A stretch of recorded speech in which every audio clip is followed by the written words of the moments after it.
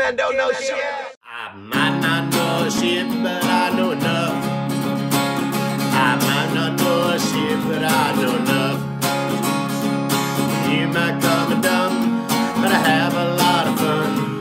I might not know shit, but I know enough. Episode 37. I'm looking forward to this. Get to hang out with my buddy Gabe. My buddy Gabe Koury, all the way from Toronto. Gabe, when I met him, he was singing and playing bass in a punk band called Winslow, and ended up sharing stage with him quite a few times, and just always a good vibe, you know. It's one of those guys that every time you see him, you're happy to see him and you want to sit down and talk. And, you know, he's a very busy man. He's involved in all kinds of different things. And, yeah, anyway, I just can't wait to hang out. Don't forget, there's a PayPal link underneath this video. And any tip, whether it's 25 cents, 50 cents, $1, whatever it is, you know, you do a tip and you become the producer of the next episode. So don't forget to subscribe and let's do this. All right, here we go. Gabe, good to see you, brother. Hey, what's going on, Kay? What's good? It's a happy Friday. I got the day off and, you know, just doing my thing and getting stuff ready for the weekend and all that kind of stuff. Where are you at right now? I'm still in Toronto. I moved about like, I don't know, 3 weeks ago. So I'm my new spot. I think I'm the one of the first guests in this new apartment. This is my first time as a guest on someone else's podcast in this new apartment. I'm excited. There you go. Yeah. I'm sorry that came out weird. I smoked a little bit of weed earlier today, like way earlier than I normally do, and now it's starting to be like, oh yeah, it's true, you're stoned. Don't forget, but it's okay. Okay, we're good. We're good. It's Friday. See, about 7:30 this morning, I woke up, went outside, had a coffee. I went for a little walk down to the lake. You know, smoked a spliff. Then I come home and like after I smoke spliff on a day off, man, I always work out. So first thing I do is I get a bit high and work out. Yeah. Today's my day off, but yeah, I work out.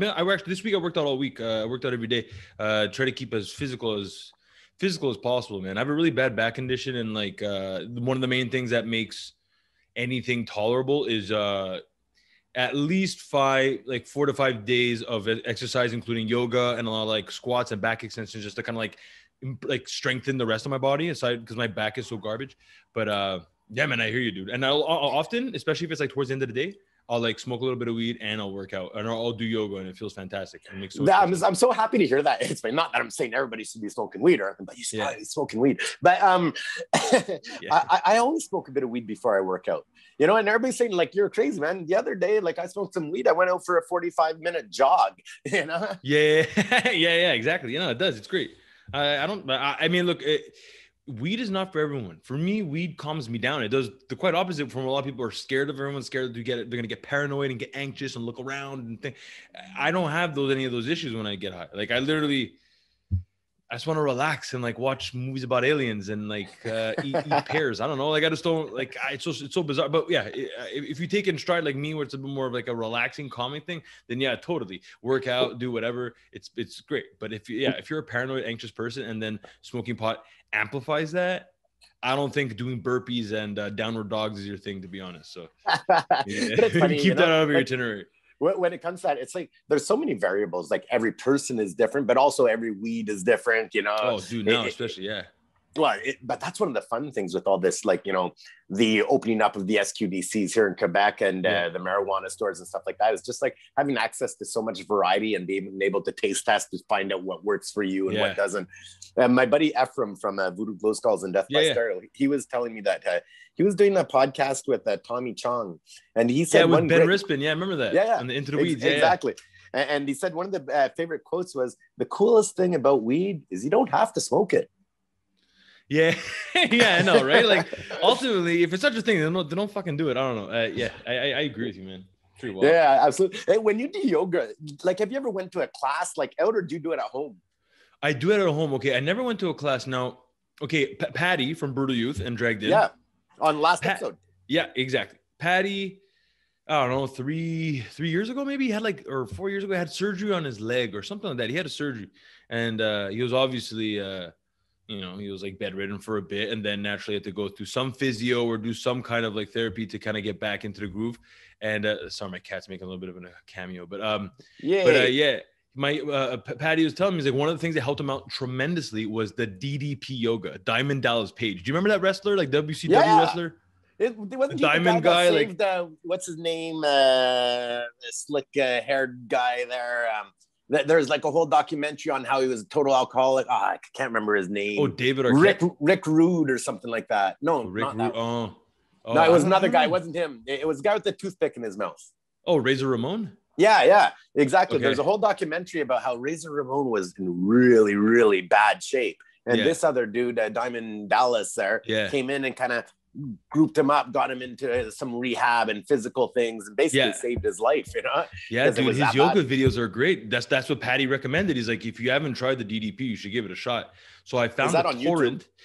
Maybe now it's on YouTube, but at the time I couldn't find it on YouTube. I only found like trailers for the DVD series. So I found a torrent, and there was one video for like called Below the Belt, which kind of focuses more on your lower back, which is what I needed help on tremendously. So that worked out a lot. So I would watch it on my TV. I would watch it at home.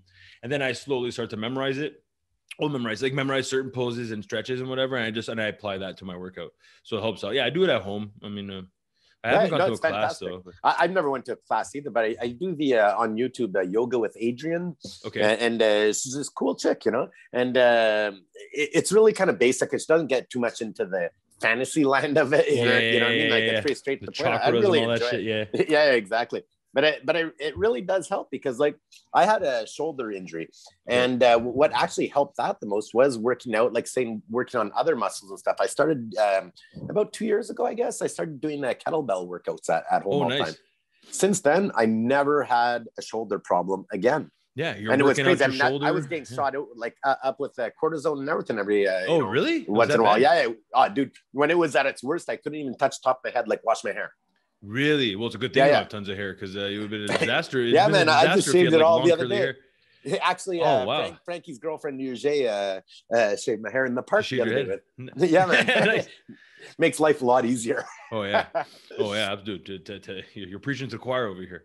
I haven't had hair in like a decade, but no, I hear you. It's it's a practical thing. It's really interesting because like I don't know, it was I don't say necessarily taboo, but it wasn't very, and I grew up in the North Shore, and like growing up as like a teenager or whatever, there was no yoga studios. It wasn't a thing. People did it, but it was more like a hippie thing. It was very new age, you know. Yeah, exactly. Kind of was like almost like a yuppie wannabe hippie thing to do in the for city. Sure. But now I'm sure. I mean, I haven't been to haven't been to the North Shore like in a while. But like I could probably assume just because like most of Montreal and Laval has like they have a ton of yoga studios there. Like it's a part of the narrative now. Like the idea that it's really beneficial for you physically and even mentally, disregarding if you're from India or you're a yogi or whatever. Like it's actually beneficial, because before it was just like hippies and like the in Indians or whatever maybe, and now it's like literally it's a broad span of thing. Which there's studios everywhere now. Studios, and like it gets kind of whitewashed. I'm assuming there's probably some like elitists that are like, yeah, fuck that. But at the same time, if more people are getting into yoga and just trying to stay healthier and trying to maintain some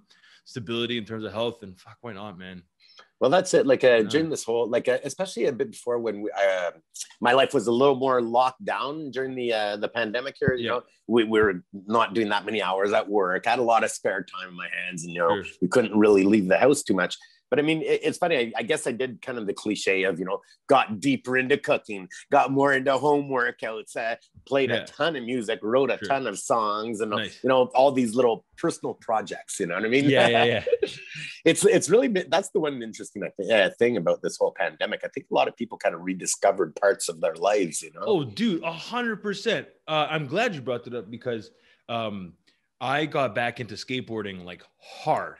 Now, I've always skated. I love skateboarding. I would say it was a big part of my life, probably since like maybe 12, 13 years old. I love skateboarding. And then slowly, as my back condition started to get worse and worse, I would still go skating, but it wouldn't be the same. It wouldn't be the same kind of session. It would take forever for me to warm up. And I was so restricted. I got lazy. I just got lazy in my skating. So nothing was good. And I was always disappointed in myself. So at the beginning of the lockdown, because I was already October 2018, I told myself, I'm going to go to the gym 3 to 5 times a week. I'm going to sign because I want to be stronger. I want to be better, so that maybe next summer I could be like, I could start skating like I did 7 years ago or 8 years ago before I moved to Toronto, kind of thing. And it kind of took some time, but 2020 was when like when we were on lockdown where it's like you could only leave your house to go to the grocery store or whatever. Exactly. I would go in my back alley and just relearn tricks. Spend days relearning tricks. Like, I can't really go to a skate park. None of them are open. I can't really do anything. I can't even do work like at all. There was like, it's literally, and like, I mean, I did some other stuff. I'll practice bass here and there, practice singing, or I got into scratch DJing. I have like a portable scratch turntable. It's so cool. It's a Newmark portable scratch turntable. It's like, I'm practicing different things, but skateboarding was something physical and something that I loved so much. So it was like kind of killing two birds with one stone. And then it slowly started to like, everything started to connect. And now it's like, yeah, I'm skating better than ever. I'm learning tricks. I'm doing new combos I never tried ever before. And it's like, and it's at the same time, that energy is kind of getting me stoked on potential, like whenever we could start jamming again, because in Toronto, we're back on another 28 days. Most of the rehearsal factories. The big news today is they just announced they're probably going to lock down the border again at Quebec, Ontario, and Manitoba and stuff like that. But it's wild, right? I don't know what the hell's going on. So, but I mean, yeah, skate. That's one thing definitely. Like, I agree with you, is that this pandemic obviously like fucked up a lot of things and kind of, you know, caused a lot of anxiety for people and business owners and etc. But, you know, if they're gonna look at one positive, like you're cooking all kinds and writing tons of songs. I'm assuming some of the songs you might be working on this weekend are new stuff that you wrote during the pandemic. That's it. We're hitting the studio this weekend, and but it's kind of weird because for the first time ever making an album, it's like we haven't been able to jam much. You know what I mean? So it's more of a case where like I would write a song pretty much,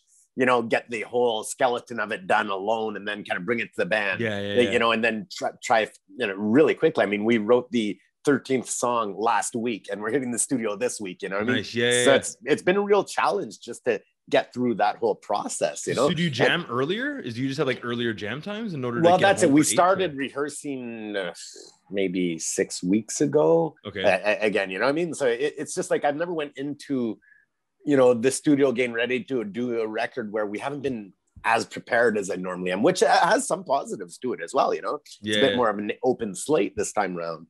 But no, it's definitely challenging. And speaking of challenges, like during all this, you know, I think probably one of the hardest hit industries is anything to do with the music industry, the showbiz industry. The fucking worst. Performance arts in a general sense, because stand up too, especially stand up took a big hit. Yeah, dude, pretty wild. And man, and that's where you have all your hands, right? Exactly. That's the thing that like I would have discussions with certain people, and it's like that are comics or whatever, and they're frustrated that there isn't as much stand-up comedy going on, and or whatever. And I will tell them, because like I agree with them. Yeah, it's frustrating, but it's like, but imagine if everything else in your life also.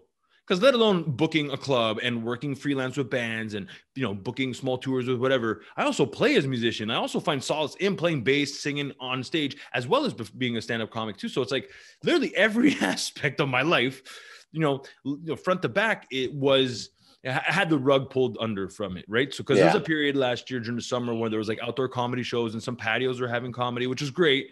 That helped a lot, but there's still no shows for bands realistically. I would jam here and there, but it wasn't the same. I don't know. Like there's only so much you could do with that. Like you need to kind of have success. Also, like that's why. But the thing that really stood out for me, it's like, you know, when you hear these older fucking government assholes talking and shit like this, well, it really highlight how little respect they have for the performing arts. Like for instance, they opened up churches to 250 people. But you couldn't do a show in front of 25 people, you know? In Quebec, right? Like in Montreal, wasn't that a thing? Yeah, now they cut it down again. They cut it back down, it just shows like, you know, they put everything else, you know, whether it's schools, whether it's churches, whether it's workplaces, but performing arts was totally out the door. You know, they even opened up gyms for a while. Didn't really go well, but they opened I heard about that, You know, and you know, bars as well, they're all closed. But like, it just showed how little respect they had for that whole part of life, which, you know, it's all my friends, man. It's all your friends. Oh, you know? Dude, absolutely. 100%. And it's like, because I got a job in film recently, because the film industry here in Southern Ontario is booming like crazy. So I need to make a living, and I found something that is able to accommodate what I do in the music industry at a moderate, like, I don't know, full-time capacity with, you know, roughly full-time hours in film as well. So I was able to kind of make it work and bounce it out. And the film industry got away with it somehow. Not in a negative way. They test. This is the thing. I feel like if the music industry was to be as militant as the film industry, which is not the case because there's not nearly as much money, then it would be a thing. Because in the film industry, most people, like from the position I have, I get tested once a week. But if you do makeup, your grip, lighting, boom operator, blah, blah, blah, camera, you're getting tested every day, if not every other day. Wow. Right? So I didn't know they that. they have on staff like nurses and, you know, people from clinics coming to test everyone, this and that. So, and it's constant and they're very, very vigilant. Like, I can't really say what show I'm on. I signed an NDA, but I just worked on a show and it was a part of CBS. Right. And like CBS, CBS Studios Canada, I guess, whatever. And there was like a COVID training. The COVID training is basically everything that we kind of already know. But either way, they have to make it happen because they have to be so vigilant and so militant about making sure that all staff knows it's good because anything could be a liability. If one person fucks up and contracts COVID and comes to work where there's like 200 people on set and shakes a hand and says, you know, the bar lends a lighter, whatever. And then next, you know, if 8 people get, you know what I mean? Like, and I don't know if necessarily Canada does a great job at contact tracing. But I don't know either, but I just had a funny thought in my head. You know, we were talking about, you know, being tested and all, you know, vaccines. Actually, that's the one good thing. I mean, at this point, all we need really is to get these vaccines rolled out. Nothing else is going to work. You know, no, but it's funny, you know, all these people that are like, man, I don't know what's in there. You know, I can't be doing this. You know, the vaccine's bullshit and all this. These are probably the same people sharing key bumps of cocaine. Oh, yeah, dude. Oh, 100%, man. No problem. Yeah, it's wild. I mean, people that were like getting all loud about that, that's, I mean, whatever. Let them talk. You don't have to listen. It's kind of wild because like the vaccines right now might be the only remedy to any of these solutions, realistically. And I think the remedy to their freedom as well, right? Well, exactly, for everyone, because I don't think these lockdowns help. I think for the most part, everyone could like concur. That's pretty evident that these lockdowns aren't as beneficial as they think they are. So with that being said, it's like, okay, why don't you just expedite the shit of these fucking vaccines? Like, I don't understand what's going on. Like, that's the thing. Everyone's so like left in the dark. And then people that work in the industry, like ourselves as performers and people that work in the industry, it's like, how are you supposed to really gauge anything? And you're right, dude. It's wild. They made a post saying like there was like a random, like, I don't know, like art, like some like artworks of like the government made of like, not even artwork, like a post saying that all the essential jobs and the essential jobs and then the most, like the least essential jobs, unlike the row beside, and artist was one of them. But then within this person made it a meme, and then at the bottom they wrote, an artist made this thing, an artist colored all these things. Like, it was, you know what I mean? Like, it was just like, in order to create this thing, to chart the show what's essential, you have to have a graphic designer, probably an illustrator, to create this thing. So you need art to make a thing saying that art is not important, which is exactly super cheeky. But yeah, dude, it was wild. I mean, that's where it's like, I don't agree with wild like anti-vax, anti-mask people. Like, that shit gets really hairy. But sometimes like, I could almost completely understand their frustration and like why they don't want to believe in all these things, because it seems so far-fetched and out of left field. Well, there's so many levels of this frustration as well, you know.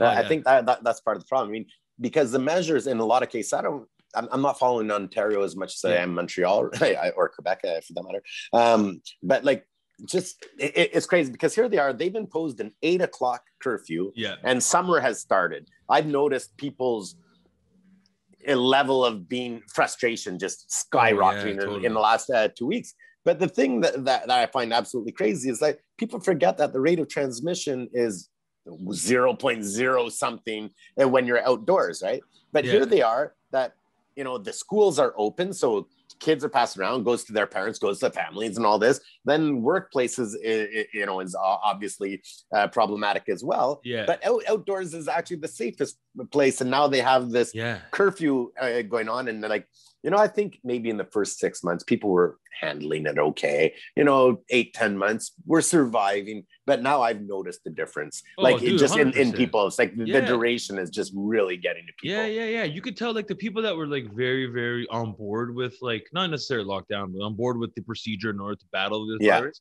that were very like a little bit more progressive and left leaning, are still obviously still very much like progressive and left leaning, but they have different opinions or different like judgments on like how they feel about COVID, lockdown, quarantine, whatever now. And I would be very much guilty of that too. Like absolutely.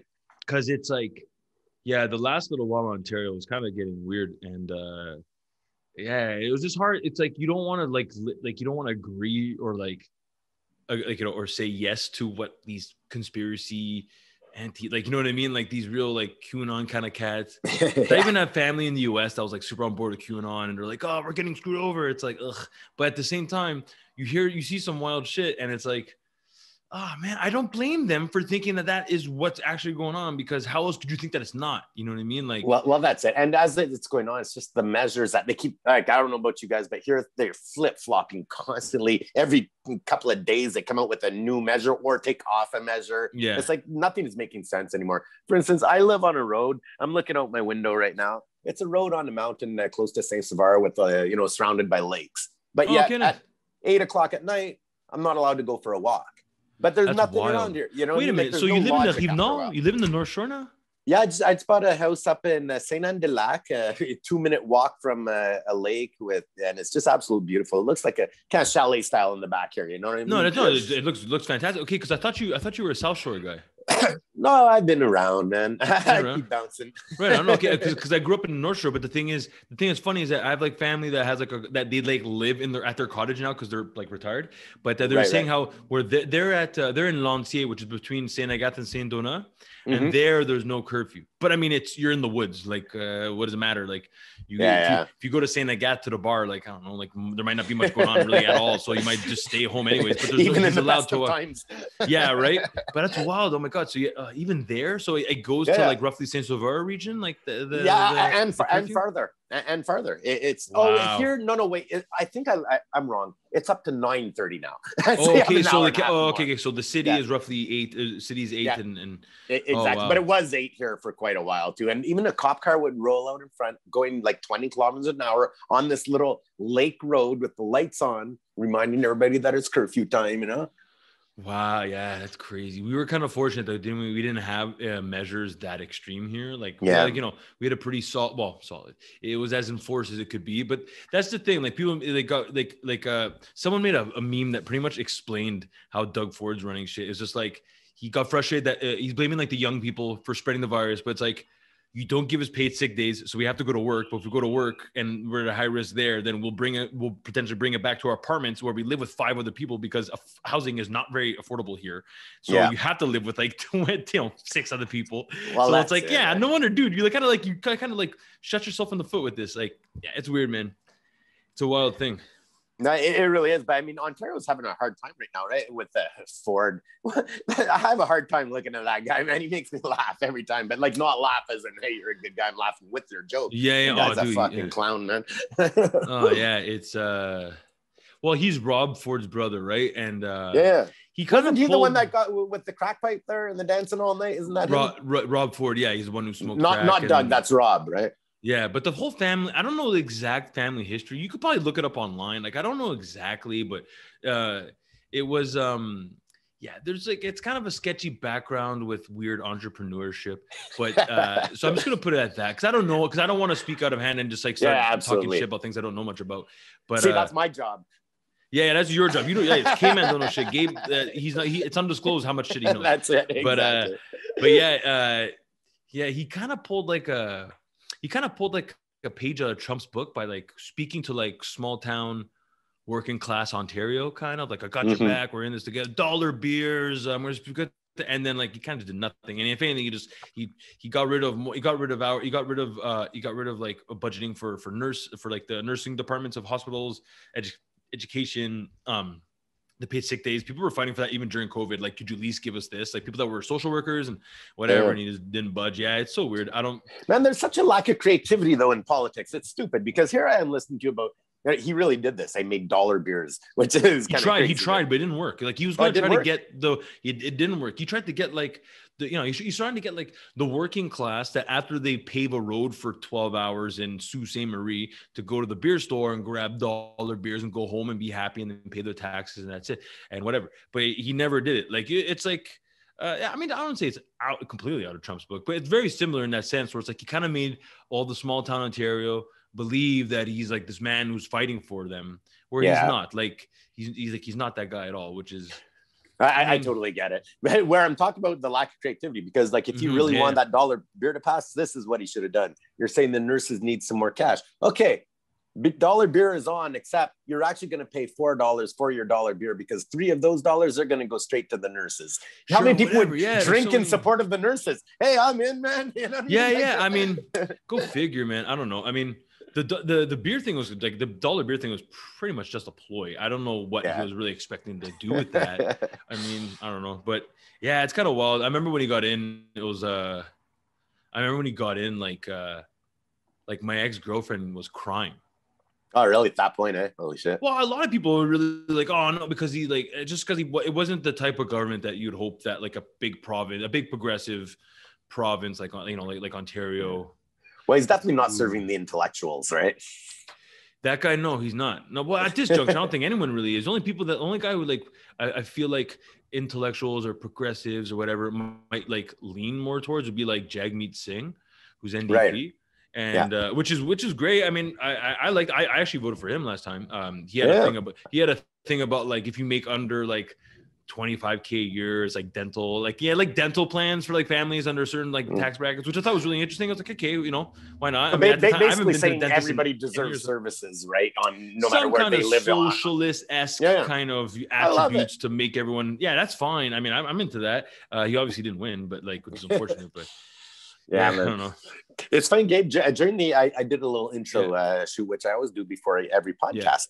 And here I was thinking about you and all the times we crossed paths. I mean, I was saying that I met you as a bass player and singer in the band Winslow, and we ended up sharing stage quite a few times. Here you are. Now, you're going to do a bit of This Is Right and This Is Wrong, okay? You're also booking shows with Bovine Sex Club in Toronto? That is correct, yeah.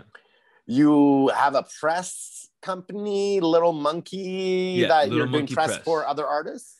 I'm currently working with Curse Blessings Records. Okay. Shout out to Curse Blessings. Check this. I'm going to go through this list, then we're going to go back to each one. Okay, so yeah. So I do press for bands, yeah, absolutely. Okay, then you're in Curse Blessings. That's a record label in Toronto as well. Okay, you're a bartender.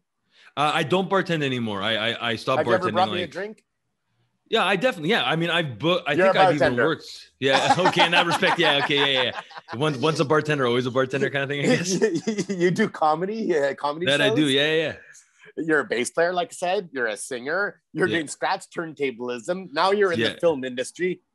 The hell, man! I can't even keep up with what you're up to these days. Dude, I can't even keep up with myself. It's taxing. I don't know. Is there anything I left out of there? No. For now, I'm gonna be modest and say no. I did my homework, you know. Yeah, no, and you definitely did. Yeah, I mean, like the film industry thing, it was just like a friend of mine who works in film. She brought it up. She's like, because like I often would like just talk and like we just discuss life and whatever, and bring up how I don't know when like the light at the end of the tunnel will be for like live music and just performance art and whatever. And then they brought up to like, hey, if you need a job, like film industry just restarted again and it's kind of booming. There's like such a backlog, blah, blah. You probably get hired right away, which I did. And understanding the job, it's like, okay, the job is not a super difficult one. It's just the hours are long, but it gives me time to keep on top of these other things, right? Right. Like Curse Blessings and just other bands that I work with, and potentially with Bovine so yeah, I guess I'm like a jack of all trades, I guess. I don't know, I just have like a lot of jobs. I don't know. Well, I'm not surprised though, because when I met you, and I remember being in the van and talking with my boys about this, you're a very go-getter type guy. Like I remember, for instance, getting random phone calls. Hey, I heard you got this show going on. Can I get somebody on the gig, or can I get on the gig?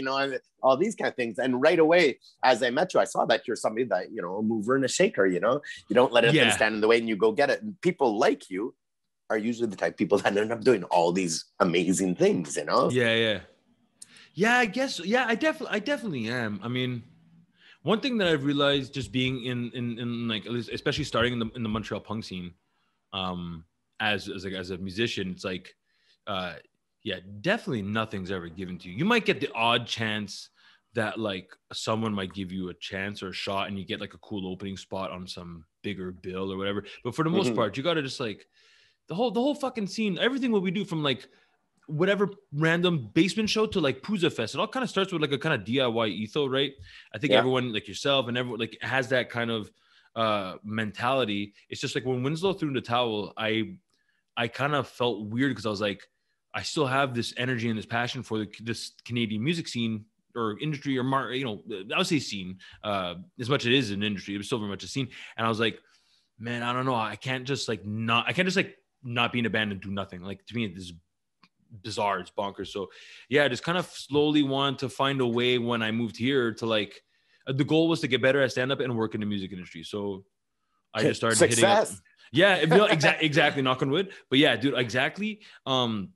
Started doing like as much stand-up as I could because I worked at a restaurant at the time. So whatever nights I had off, I'd be on stage. And then I started to work with Ben Rispin at Burley Calling, like the music festival in Burlington.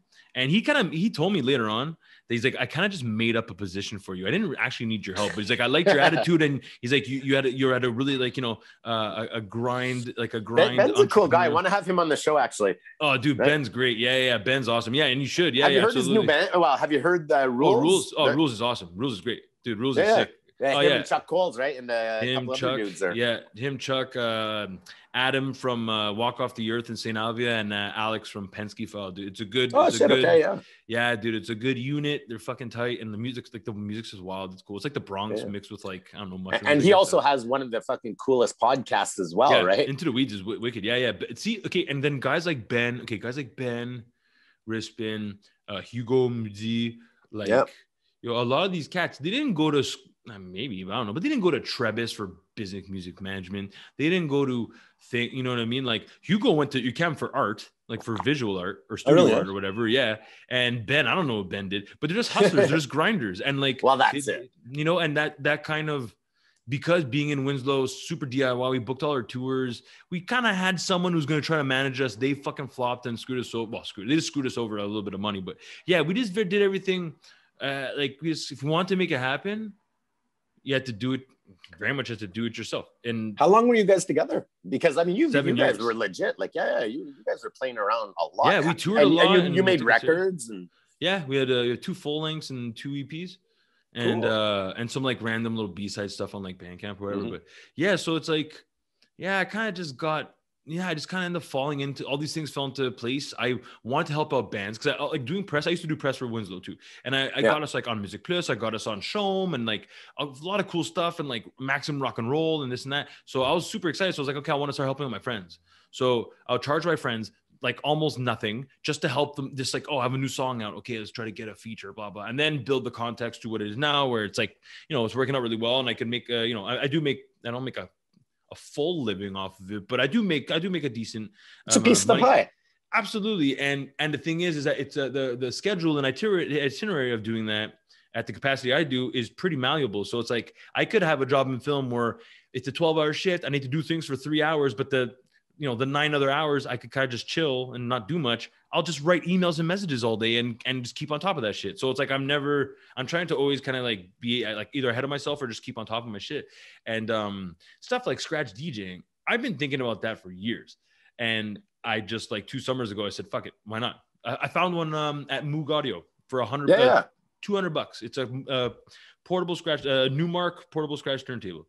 And I love it. It's the coolest thing. And, and it's better with 7 inches. You're saying scratch turntable. Like I don't know that much about turntables, but I got this guy here. Can you see that? Wait, that's a Newmark. Yeah. Oh, that's a nice. Yeah. That's a nice one. Yeah. A lot of DJs use that similar deck. Just mine's like built in. You know how like the Crosley built it, like the Crosley portable turntables, the ones like with the lid. And it's like the built-in I got speaker. No idea. Usually right then I say, hey, bartender, and let the person keep talking. Yeah. Well, it's just like it comes with a lid whenever it's a built-in speaker, but you could plug it into a PA or whatever. Okay. But it has the special needle so you can scratch and it kind of acts like a fader. And it's so much fun. Like I've really gotten into hip hop the last couple of years. So I've always kind of fantasized about like scratch, like being a turntablist or whatever. Yeah. It's really fun and just like, trying to be creative with that shit too. And I guess I have too much energy and I desire too much attention sometimes, maybe. I don't know. Like I'm on stage playing bait, whatever it is. Like it's like. But some people can't relax. Like I don't feel well if I'm not moving forward on something. I don't understand people that can relax. Actually, tell you the truth. Yeah. You know? If I'm dude, I feel you. If I'm relaxing, it's because literally everything I need to do on my to-do list or my itinerary or whatever is completed. Yeah. That's the only reason why I'm lying down and watching Lethal Weapon and smoking a joint and eating strawberries. the TV series Lethal Weapon. No, the movies. I I don't know. watched a TV series. It surprised me. It was great. Yeah, it's actually really good. Okay, cool. Maybe I'll check that out. It's good to know. Yeah, Damon Wayans Jr.'s in that. Yeah, exactly. His son. Yeah, I don't know. I guess it's I don't know, life of a hustler. I mean, yourself and a lot of other people that we interact with in the music scene. Everyone, like, there's a lot of people that have like double, like one of the in Bike Thieves, one of the bands that's on Stomp, that's put a record on Stomp last year. The drummer like is a screen printer and he makes band merch. I mean, the guys from the Snips, like Ricky and those guys, they have press time. Like, there's so many cats that kind of have like their hands in different pots, I guess. But isn't it fun because like people that do have their hands in all these pots, the movers and the shakers, but their friends tend to as well, right? So you get together, you're talking to your buddy, he's, screen printing, another one's recording, this guy's working. It's fun. Yeah. It's like its own scene behind the scene, Oh, dude, totally. Oh, dude, 100%. And it's funny. It's funny you bring that up. A buddy of mine came over last night. He works at Drive Studios, and we were just chatting, and I brought up an idea about just like a project, and I don't want to get into it right now. But the point is that like we were chatting because he's a sound tech. He's a sound tech. Right. He does clubs predominantly, but he also engineers stuff at Drive, and he's been doing that for years. And he's very good and he's very talented. And you're right, like it's like there's the things that people know that's like announced and like publicized and promoted in social media and etc. And then there's the behind where it's like the boy, like the buds, not the boys, like the buds, because there's obviously women who do stuff, but the buds talking about whatever. And yeah, it is cool. It's almost like another. And what I mean by the scene though, check this. Like if you're in Montreal, there's certain terraces where everything happens. Like back in the day, it was at the Miami on the terrace. If you're doing an interview or you're meeting somebody that's, to do whatever project, I would always meet them on the terrace there. If I'm in Ottawa, I'm on the terrace of the Dom, I'll do my meetings there. In Toronto, maybe at the Bovine, or wherever. But that's what I love. It's because like, in this industry, it's very social as well. It's like, oh, let's talk about this project, or I'm going to need this, or would you be interested? I don't know. Let's get together over beer and talk about it. I love totally, that. Dude. Oh yeah, 100%. Oh yeah, it's the level of informal, like the informal level of it. Sometimes is really low. Like it's really high in terms of like, it's just like, you could be like literally smoke a joint in the alley, like before you go to work and before your friend hops on the streetcar or on the metro or whatever. And just that interaction would be like, okay, so tomorrow we're going to meet up at the studio. We're going to lay down the drums and you could borrow the shells there. But you know what I mean? Yeah, I get what you're saying. It's sick. Yeah, it's a fun thing. It's just unfortunate that like we can't really meet at the places like that anymore because now it's like Zoom. Like a little bit later today, maybe like an hour or two, I have like a Zoom, not a Zoom, I guess like a FaceTime call with now mind you, this is a bud in Montreal, so I can't even physically meet him if I could have. Mm-hmm. But yeah, I hear you, man. Yeah, it's an interesting way the industry works like that. It's fun. Yeah. So you've been playing music with Winslow for like 7 years, guys that, decide to call it a day and all this stuff, but you're still playing music, aren't you? Yeah. Okay. There was, when I moved to Toronto, I briefly joined a grindcore band, which, right on.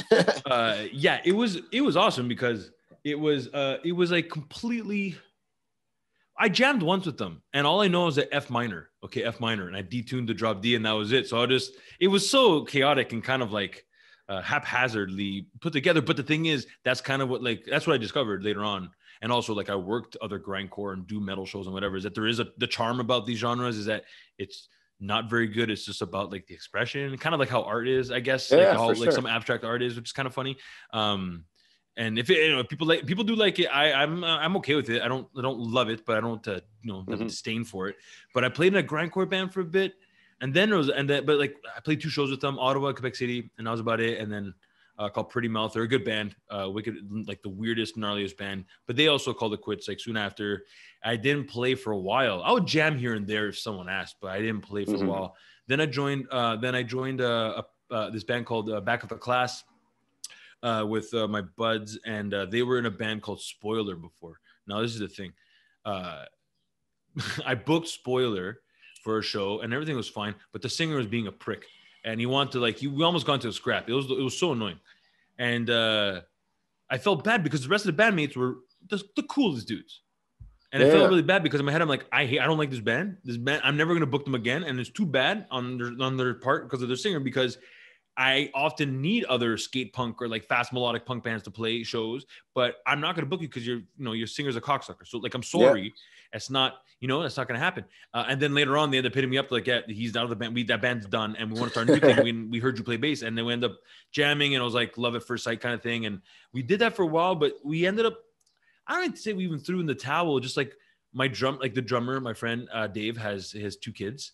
One's like 10, the other child is like 6 maybe. So it's like they lived in North York, which is like the equivalent of living like, I don't know, like Petit Patrier maybe, or like right. Anjou or whatever. Like, you're still in the city. You don't have like a backyard or like a pool maybe. I don't know. You know what I mean? So he ended up moving back to Ottawa because that's where he's from originally. And he has property, he's a lot more comfortable. He's property there. He does like, he could like live well, like live better, and rock and roll life just wasn't his priority, right? Well, he has that's it. If you have kids, and I told, we were like, when he broke the news to us, we were both, me and my other dude, were like, dude, no problem, we understand, we're not gonna get mad at you. We played Pusa, and then we played maybe like 7 local shows, maybe. You know what I mean? Like, it was serious in a sense. Like, we had fun playing the songs together. We wanted to make them sound good, but it wasn't like we're gonna go tour or do anything wild. I tend to hear messages really funny. The message I hear out of this is a lot of bands would still be together if they use condoms. Yeah, absolutely. Yeah. Or yeah. If they no, but he had kids even before you would join the band. But we wrote, okay, because there were songs that the boys wrote prior to me joining, which are great songs, and we recorded those ones. But there's 3 new ones that we did all together, like us 3. That kind of spawned from some ideas I had, like some basics I had, but because I know my chords, I was able to, okay, let's try this. So we get stoned and just like work on songs, and the songs were really cool. But it was the last one where I was like, oh, this could be a wicked 3-song EP, was like a week before COVID started, like right. Early March or something like that. So we're like, and then after that he moved, and so we have like 3 songs, like we have like recordings on our phones. We have 3 songs that we could probably technically maybe like demo and record, but I don't know if we're gonna do it or not. I would like to, because they're cool songs, man. And for me being a bass player, there's like guitar players. I mean, you know what it is. You could pretty much just do a song just guitar, and it makes the most sense in the chords and the melodies. With bass, it's a little bit harder, but if I could ignite the flame that kind of gets everyone going, like, okay, I'll do this and I'll play this with this octave while you're doing the thing. And then it's like, it gets me excited. It reminds me of the Winslow. It reminds me of being Winslow. That's what straight up, that's what made me so excited about that, is that like, it felt like, cause I started Winslow, I was 17. Wow. Yeah. I was 17 going on 18. I'm 33. So it was a long time ago. And like, that energy of going to 1180 St. Antoine Street to room whatever we had. We had a lot of fun in that building. Dude, that building was sick, man. So it's like we were all over on different floors. So it's like just going into there, it's like it's loud, you're with your friends, you're drinking beers, and you're creating these songs that either could be complete garbage and you'll forget them in 2 weeks, or they're going to be the song you're going to play every night for the next 6 years, whatever, right? Isn't that weird how that happens? You accidentally write a song that you end up playing it for 6, 10, 20 years after. Yeah, no, absolutely. Yeah, man, that's the thing. Like, that's a special thing. So I personally start to feel that energy. And I even told the guys one night, I was feeling very emotional. Like, guys, like, I haven't felt this good in a creative sense. Cause like stand-up is obviously it's a demanding outlet in a sense. Like, it's not physical by any means, but in order to get better, you can't just like practice a joke over and over again the way you practice a song or a bass lick or guitar lick over and over again. You just have to go to do one open mic, and smart thing is to record it or take notes after you're done. Like, what did I do wrong? Okay, well, I can hit up 2 other mics. I'm going to go try to work it. So it's demanding, because it's just like physically you got to place yourself in different spots geographically to do it over and over again. Whereas like drummers could learn their roles and their paradiddles for 3 hours in the same place and not have to move, right? So like I had that going on with stand-up, where I was being creative in that respect, which is a lot of fun. Well, it's a fucking challenge. How did you get into stand-up? Like, that's a whole different thing. Like, that's something I haven't even been to a lot of comedy shows, to tell you the truth. I think I've been to a comedy club once in my life. And I was talking to my buddies. I said, we should all do mushrooms one night. And not one of us has ever done stand-up, but everybody sign up, don't prepare whatsoever. Do an open mic and try and just go. Like, I'm into fucking having fun in life. You know what I mean? Yeah. Why not?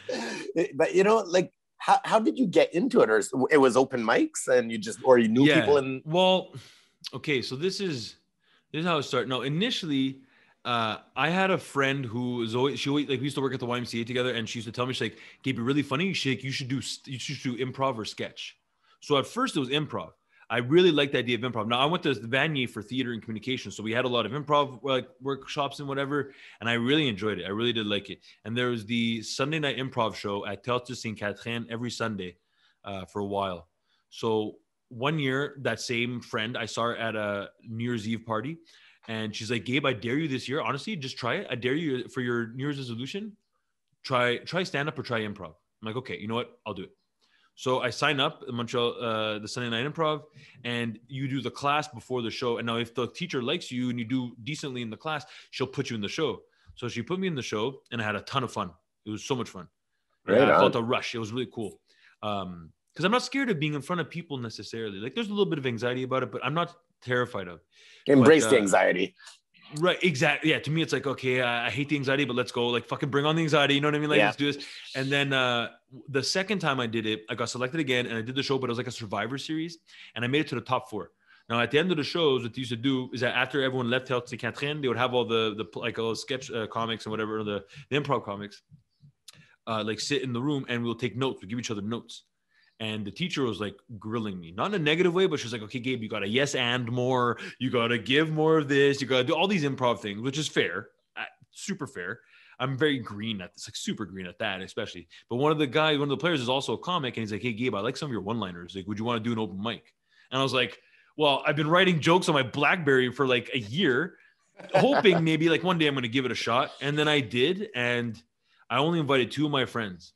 I invited Andy Silver from Dig It Up, formerly of Dig It Up, and Explode and Rebuild. And I played in a ska band with them when I was in high school called Summer George. Andy's a good pal of mine. Love him to death, and great sense of humor. So I asked them, and I asked my buddy John Anthony, who I grew up with since like childhood, just because they have good sense of humor, and I felt like they would be honest and not give me pity friend laughs. Yeah. And it was good. Great response. And then the second show is when I was like, and then a second show, I didn't necessarily bomb, but then I started to like feel not confident. But I was like, how do I get the feeling from the first? Like, what did I do? And then, but I didn't take it serious. I was still in the band at the time. I was still completely 100% focusing on Winslow. So I didn't take it serious for at least 2 years. And then, then like 2013, that's like, we kind of knew that, like, you know, that summer of 2013, January 2013, I knew like by July the Windsors are going to be done. Like, that's what the plan is. And, you know, I kind of don't want to live in Montreal anymore. I want to see what's up. So that's when I started that. By then I understood that in order to get better at stand-up, you got to do open mics. And before you do open mics, you got to, when you have ideas, write them down. And then when you have time to, beef up the ideas and make them into stories or anecdotes or whatever. And then I just started applying that. And then it kind of just transferred like the creative energy. Do you tour as a comedian, or is it like local, or like, I don't know much about that scene, like how it works, you know? Yeah, you could definitely tour for sure. This is the thing. I toured once with Penske File. Yeah. And Dead Broke. We went to Fest. I did the comedy showcase at Fest in Florida. And they played the festival as well, right? So I toured down. I would open up the shows. It was so much fun. And dude, David Cross did that. Kyle Kinane did that. Hannibal Buress opened up for Nas and Lauryn Hill. Like, there's a handful of comics who've done that where they'll perform or open up for different bands or artists, right? I think that's super rad. So performing with Penske File, touring like that was amazing.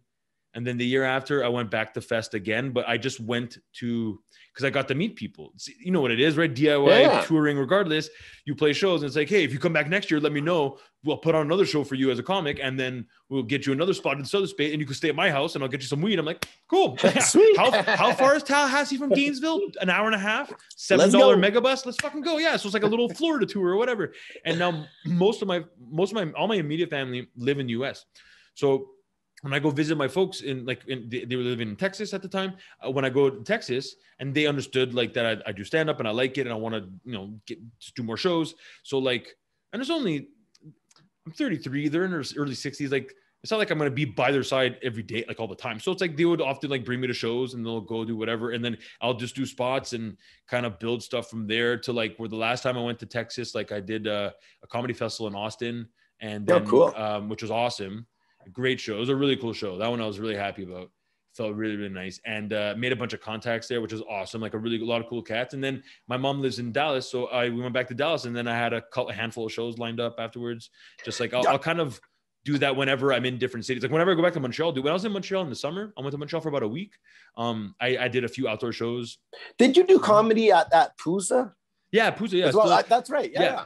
And then my main focus yearly, like my anchor for like my projects is like Puza in May, and then just like Fest in the fall. So to like those are like my 2 comedy periods. So it's like I work hard in the winter to get good material and just be super tight and like polished for May, and then work on shit in the summer, get some more new shit, maybe an extra new 5-6 minutes, and add that to the already polished stuff so that the fall comes down and like, you know, I'm doing my thing. And 2019 was a good year for me. 2018 and 2019 were good years for me for stand-up. Like I was kind of coming into my own. I was getting good credits, doing some cool shit. Got to perform in New York. I got to perform at a club in New York on a Saturday night and got paid $10 American. And what's your stage name? Just Gabe Koury. Okay, cool. Yeah. I don't know if it seems to me a lot of comedians seem to play with their names a lot. That's why I asked. I get some cats do, because their names have like a ton of consonants and there's too many syllables and blah blah blah. Like for me, it's like 5 letters, so it's kind of easy. I don't know, but yeah, I get what you're saying. No, I don't have no stage name. Just go by my name. And is the feeling comparable? Like if you're doing a stand-up show versus a rock and roll show, and you get off stage and you're done your thing, is it the same feeling or is it a different feeling? Okay, put it this way. Because the last time you guys played Bovine, because like for my context to make this as relatable for like K-Man the 45s. Last time you guys played Bovine, that was a great show. There was a ton of people, everyone's dancing. So when people are dancing to your songs, and if they might even know the lyrics, because I'm sure there were, I can't remember exactly how I just remember a ton of people skanking, which is what I want. It's like, it's a skank show. Who gives a fuck that it's 2021? It's not 1997. It's not Real Big Fish. It's a local Canadian ska, and people are fucking losing their shit, which is what I wanted. Yeah, exactly. And so that energy is, because I know what it feels like, that energy is the same. Like when you go on stage and you kill, or just everything lands, everyone laughs at the right spots. And if you're able to sneak in some crowd work that works as well, then it's like you're on top. You're a man, woman, non-binary, whoever you are as a human being. It's a very similar feeling. It's a feeling like someone. I don't think real estate agents get that feeling. Right. Or like, I don't think people that work in finance. They have pretty wild ass parties, in their whole real estate agent. I'm sure they do. I'm sure they fucking. I'm sure they wild out for sure. Compare. No, it's not. Like it's really. But yeah, so the feeling when you crush on stage is very, very similar to like a good set where you get that physical and even verbal response of people like singing the lyrics back to your face. Like when that first happened to us. Like when I first witnessed that, it was obviously with Winslow, and we were thinking, somewhere in Alberta maybe, or Saskatchewan. There's kids. Like I couldn't believe that. Like you have no link to me aside from the songs that me and my friends wrote, and you're singing them back to us. Like that was wild. And then, like for example, like this comedy festival in Austin, I worked on that set for like months, at least exactly that set, at least 2-3 months, just to make sure that it's going to be flawlessly tight where I could throw in crowd work, which I did do, which I'm so glad it worked out. Because Austin's a very progressive city. People just think Texas right away, super red and conservative. Austin's like Montreal in the desert, to be honest. It's like, or like Montreal that's dry. A cool way to say it. It's really, really cool, man. It's a wicked city. It's unfortunate that it's getting more expensive now just because tech is moving in there. But yeah, it's a pretty cool spot. And like, yeah, so the feeling I had after that was the coolest, because I had a guy come up to me afterwards. And I have a stupid joke about Metallica. It doesn't even make any sense, but I have a joke about Metallica, and the guy's like, dude, I love Metallica. And he's like, I don't ever think often that, you got to hear the fucking joke, man. Okay, the joke. Okay, I'll tell you. The joke, I do these jokes. It's so stupid. I do these jokes where I just take like lyrics from a song and just work them into like scenarios. Like this is my impression of Tom DeLonge of Blink-182 trying to look for his kids at the amusement park. Where are you? Like stuff like that. And then the Metallica one's like, this is my impression of James Hetfield of Metallica trying to discipline his children because all his kids are just being completely disobedient and they're being a bunch of rascals. Hey. Like that's perfect. Silly. Like, that's what the joke is. And the guy loved it. And check this out because it's directly related to the whole James Hetfield thing. Yeah. One of the projects I want to do, because I obviously, need more projects on my plate, but I want popsicle stick puppet style thing. All right. and I want them all celebrity styles, and everybody has their own cliche, but it's kind of South Parky in that they all live in one celebrity town, right? You know, so you have James Hetfield, he's vacuuming his living room. He's like, yeah, I gotta clean this up, you know. And then it's like, you know, knocking on the front door, the milkman is Michael Jackson. He's like, yeah, you know, and all this. I really want to do this whole popsicle thing. I just want to play with popsicle sticks at the end of the day. Hey, Gabe, check it out. We're out of time pretty much, okay? Because I can only record an hour at a time, but I definitely want to have you back on because I love seeing your beautiful face. But before we end, back at you, dude. Yeah, what's up? Before we end, at the end of every episode, I've been asking people to name me 3 albums that they think everybody should listen to because I'm into sharing music and all this. But I'm gonna switch it up today. Okay. For you, because you're bringing in the whole comedy angle. What are 3 comedians everybody should check out tonight while they're on a hot date on this Friday night?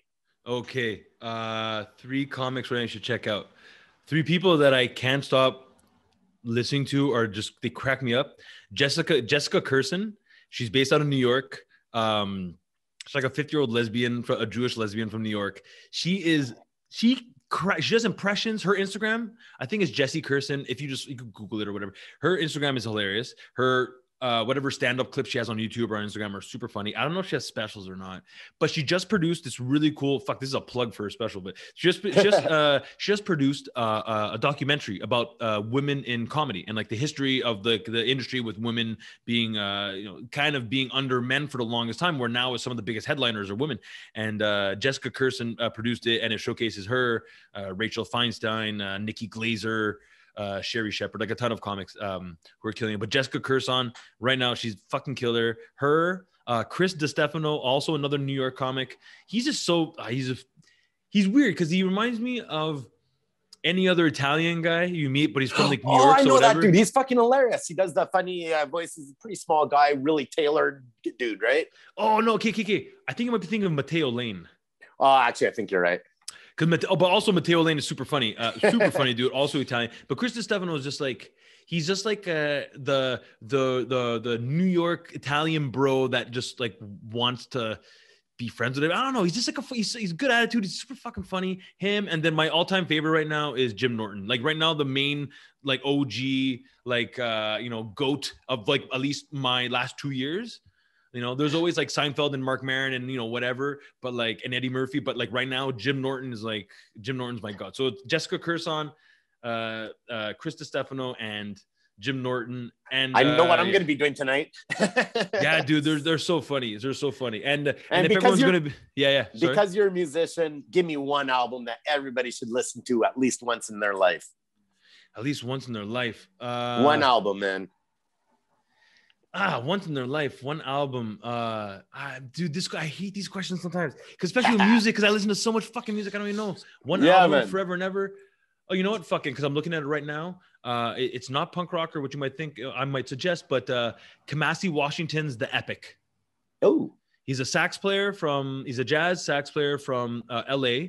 His father was a famous was a popular jazz player, but he got kind of rose to attention because his band and this band led by him was on How to Pimp a Butterfly, the Kendrick Lamar album. So a lot of the live band stuff with the horns, that's Kamasi Washington and his band. And then that kind of helped propel them, because his album, The Epic, is like 3 LP album. Like it's so long. It's almost like 2 hours long. It's pretty wild. Awesome. But if you like smoking, if you like smoking weed and don't mind jazz, fucking The Epic by Kamasi Washington, big shout out for sure. Beautiful. What's coming up for you, man? What's next on your plate? What's next? Well, hopefully, everyone starts getting vaccinated so we can start having shows at Bovine for the fall. I'm not committing to anything, obviously. I am not, but I'm just saying, knocking on wood, that everything pans out. A bunch of cool releases. Check out Curse Blessing Records. They're putting out some great stuff, including Dragged In, where Patty was a guest. We just got the Seized Up. Hold on. The Seized Up 7-inch. Nice. They just came in. So if anyone ordered them that might be listening, you're going to get them soon. It's super nice.